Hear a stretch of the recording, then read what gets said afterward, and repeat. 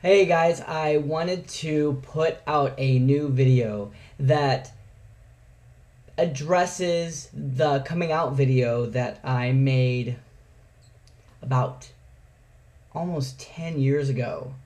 It's just my coming out story, and to summarize the video, I talk about my struggle with Christianity and these homosexual feelings, these habits or feelings that wouldn't go away.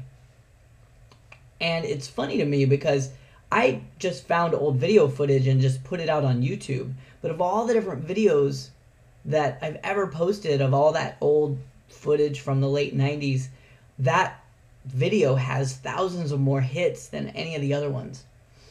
So I felt that it would be worth doing a 10 years later, where is he now, kind of video to talk a little bit about how I've grown, what's happened since I made that video, since I know there are a lot of you people that have watched it. So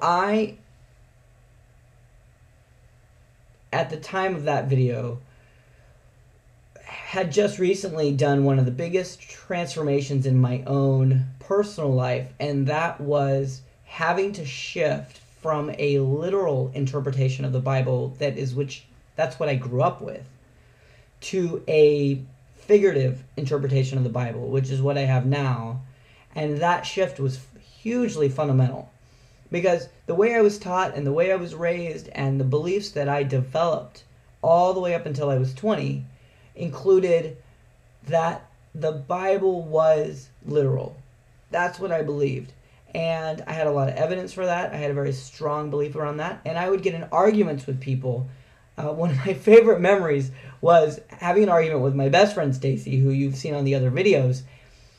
And she and I would argue whether or not being gay was a disease. And I would say being gay is absolutely a disease. It's just like being an alcoholic.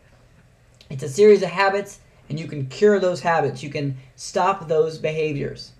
Well, I still think that is true to the extent that, like any other behavior, can be cured. Now, that does not talk about your gay feelings, okay? I'm just talking about your gay behaviors.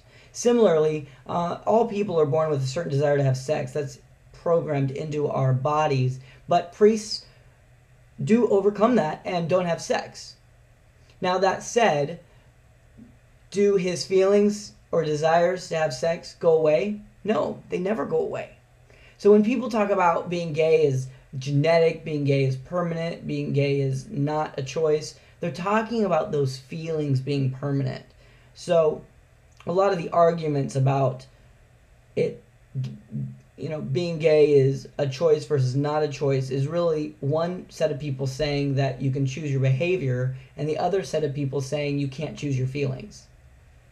So one of the main books that contributed to my changing that worldview is a book by a Catholic priest, or a former Catholic priest, who was very high up in the Catholic hierarchy, and he wrote a book called The Church and the Homosexual.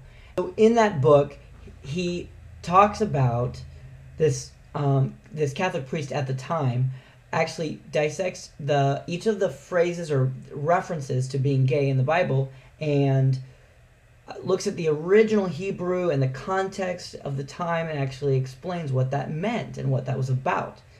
And so, and where this anti-gay Christian view came from. It's a great, great book. It's called The Church and the Homosexual, and I highly recommend it. I recommend it because it'll give you an educated view on the whole gay thing coming from a highly acclaimed Catholic priest. So that was one of the main things that had me realize that my literal interpretation of the Bible was no longer accurate, no longer consistent. The other thing that I did is I had a spiritual experience where I was in the car. I will never forget this. And I said, all right, God, what? This is it. Tell me, what do I have to do to get rid of these feelings, to get rid of this in my system?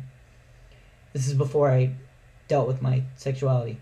And I will never forget this strange sense of peace, this otherworldly sense of calm. And it was almost like a voice that said, something to the extent of you'll be fine or you'll be okay.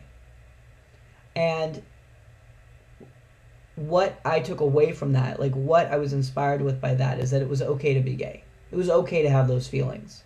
And that my behaviors were my own behaviors, but that those feelings were completely okay.